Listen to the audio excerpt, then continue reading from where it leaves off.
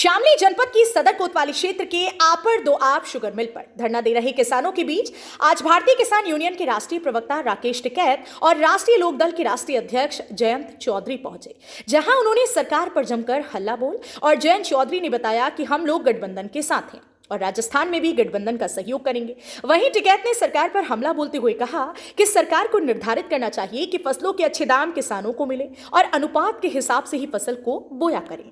आपको बता दें कि शामली जनपद के सदर कोतवाली क्षेत्र के सिटी में आपड़ दो आब शुगर मिल पर किसानों का पिछले काफी दिनों से गन्ने की बकाया भुगतान को लेकर प्रदर्शन चल रहा है, जिसको लेकर आज धरना दे रहे किसानों का समर्थन करने के लिए भाकियू नेता राकेश टिकैत और राष्ट्रीय लोकदल के राष्ट्रीय अध्यक्ष जयंत चौधरी पहुंचे, जहां उन्होंने पहले शुगर मिल मालिकों और गन्ना अधिकारियों के बीच घंटों तक वार्ता की और फिर किसानों की एक कमेटी ने धरने को लगातार रखने का निर्णय लिया, क्योंकि अधिकारियों और शुगर मिल प्रशासन के बीच हुई किसानों की वार्ता सफल नहीं हो पाई और न ही गन्ने का बकाया भुगतान पर कोई पुख्ता निर्णय लिया गया।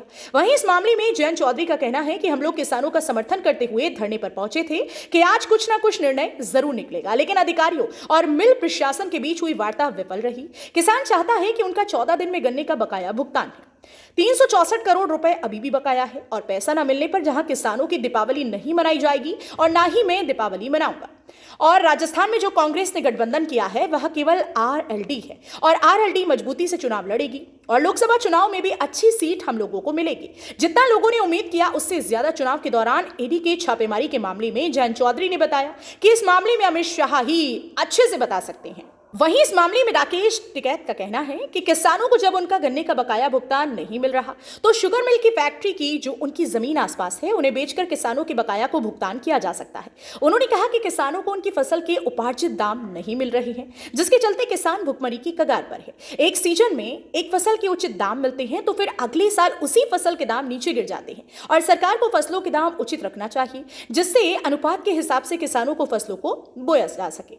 जनपद शामली से सचनामा इंडिया प्लस न्यूज के लिए संवाददाता दीपक कुमार की रिपोर्ट। देखो, ये जिम्मेदारी सरकार के अधिकारियों की है, यहाँ से रिपोर्ट जानी चाहिए। और जो शुगर फैक्ट्री भुगतान नहीं कर रहे उनकी भाई जमीन में होगी, जमीन उनके जमीन देकर इनका भुगतान हो जाएगा। ये अधिकारियों की जिम्मेदारी है।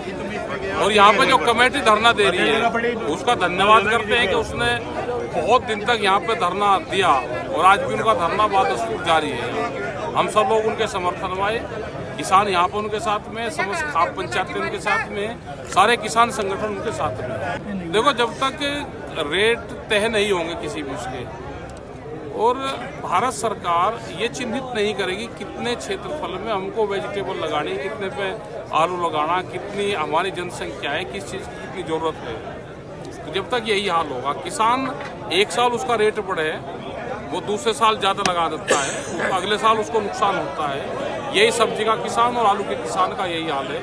यही हाल गन्ना और धान का है। जैसे पुराली वाला मामला है, बहुत बुरा हाल पोल्यूशन से है, लेकिन सरकार कोई व्यवस्था नहीं कर रही। ये पुराली पत्ती जो अवशेष है किसान ना जलाए, उसकी व्यवस्था हम खुद करें, सरकार की जिम्मेदारी है।